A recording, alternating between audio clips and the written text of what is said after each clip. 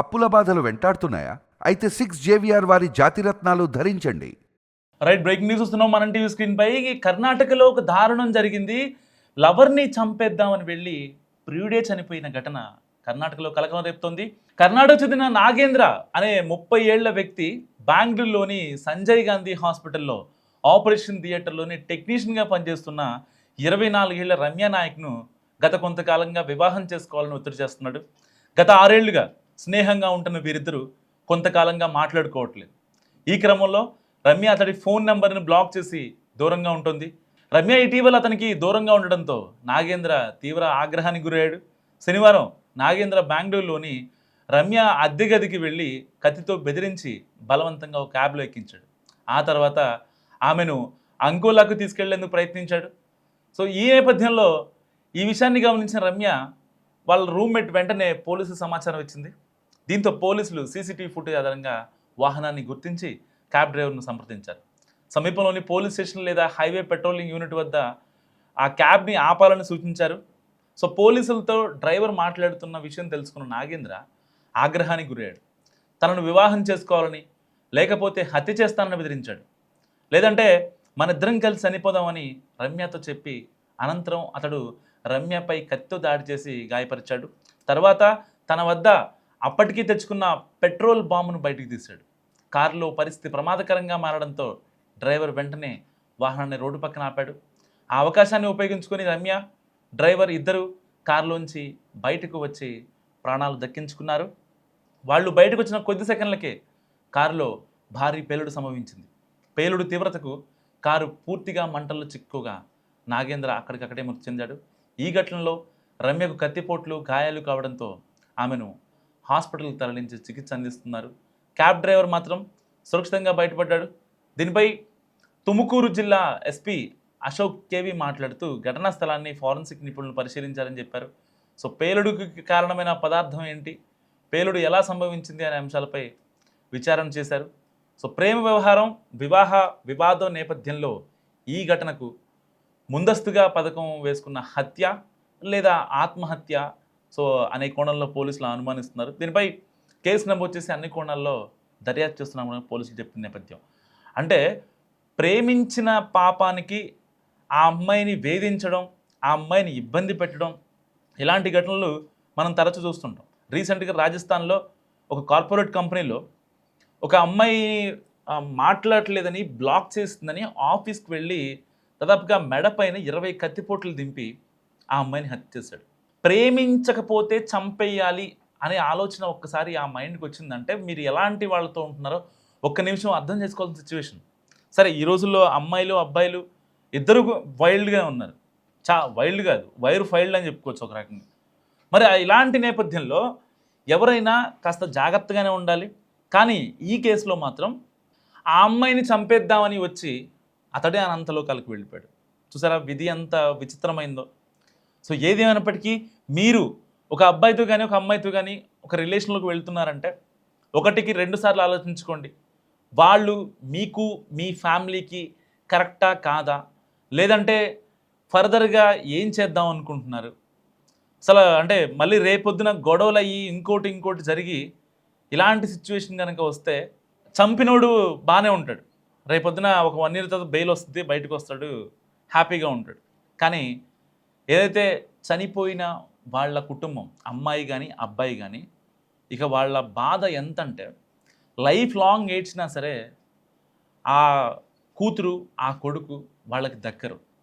So ఇలాంటివి ఆపాలి అంటే మీరు ఒకసారి రిలేషన్లోకి వెళ్తున్నప్పుడు మీరు రిలేషన్లో ఉన్నటువంటి వ్యక్తి కరెక్టా కాదా, రేపొద్దున బ్లాక్మెయిలింగ్ చేస్తారా, లేకపోతే ఇంకేమన్నా ఇబ్బంది పెడతారా అనే విషయాలు నిజంగా మీరు తెలుసుకోవాల్సిన అవసరం ఎంతైనా ఉంది.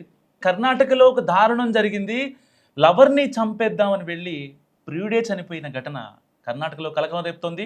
కర్ణాటక చెందిన నాగేంద్ర అనే 30 ఏళ్ల వ్యక్తి బెంగళూరులోని సంజయ్ గాంధీ హాస్పిటల్లో ఆపరేషన్ థియేటర్లోని టెక్నీషియన్గా పనిచేస్తున్న 24 ఏళ్ల రమ్య నాయక్ను గత కొంతకాలంగా వివాహం చేసుకోవాలని ఒత్తిడి చేస్తున్నాడు. గత 6 ఏళ్లుగా స్నేహంగా ఉంటున్న వీరిద్దరూ కొంతకాలంగా మాట్లాడుకోవట్లేదు. ఈ క్రమంలో రమ్య అతడి ఫోన్ నెంబర్ని బ్లాక్ చేసి దూరంగా ఉంటుంది. రమ్య ఇటీవల అతనికి దూరంగా ఉండడంతో నాగేంద్ర తీవ్ర ఆగ్రహానికి గురయ్యాడు. శనివారం నాగేంద్ర బెంగళూరులోని రమ్య అద్దె గదికి వెళ్ళి కత్తితో బెదిరించి బలవంతంగా ఒక క్యాబ్లో ఎక్కించాడు. ఆ తర్వాత ఆమెను అంకోలాకు తీసుకెళ్లేందుకు ప్రయత్నించాడు.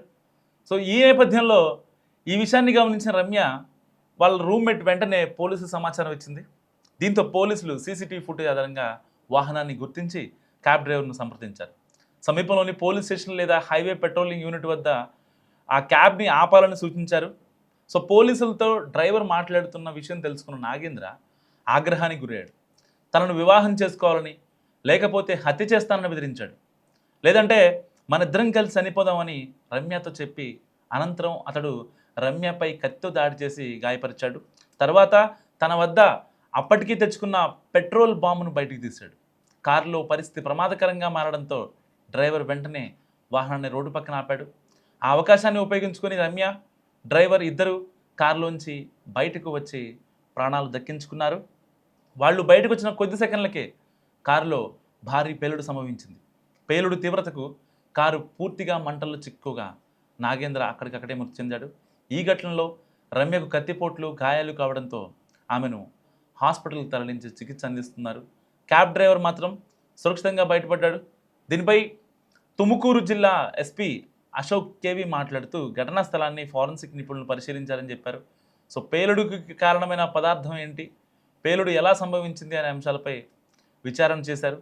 సో ప్రేమ వ్యవహారం, వివాహ వివాదం నేపథ్యంలో ఈ ఘటనకు ముందస్తుగా పథకం వేసుకున్న హత్య లేదా ఆత్మహత్య సో అనే కోణంలో పోలీసులు అనుమానిస్తున్నారు. దీనిపై కేసు నమోదు చేసి అన్ని కోణాల్లో దర్యాప్తు చేస్తున్నామని పోలీసులు చెప్పిన నేపథ్యం.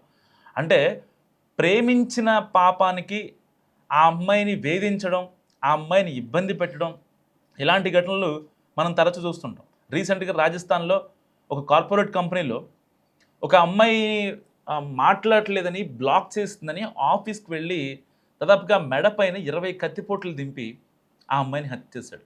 ప్రేమించకపోతే చంపేయాలి అనే ఆలోచన ఒక్కసారి ఆ మైండ్కి వచ్చిందంటే మీరు ఎలాంటి వాళ్ళతో ఉంటున్నారో ఒక్క నిమిషం అర్థం చేసుకోవాల్సిన సిచ్యువేషన్. సరే ఈ రోజుల్లో అమ్మాయిలు అబ్బాయిలు ఇద్దరు వైల్డ్గా ఉన్నారు.